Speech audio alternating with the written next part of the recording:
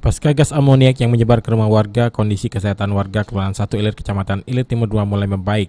Pusri mendirikan posko kesehatan atau berobat gratis untuk memberikan layanan kepada warga sekaligus memantau keluhan kesehatan warga pasca kejadian.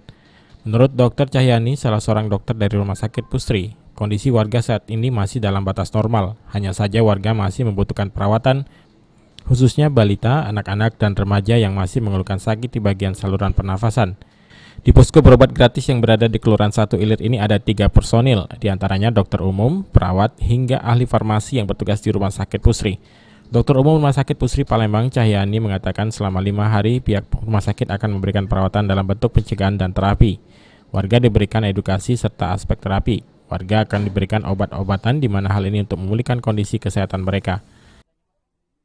Sejauh ini untuk pengecekan sendiri Bu, ada yang warga yang sampai sekarang ini masih butuh perawatan intensif dari warga?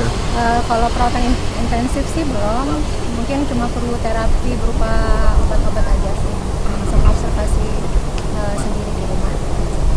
Terus yang langkah kita lakukan ini untuk warga sendiri, apa dalam pengobatannya metodenya seperti apa nih Bu? Di sini metodenya pencegahan sama terapi. Untuk pencegahan kita memberikan masker juga, sama ada edukasi untuk pencegahan terpapar dari amonia.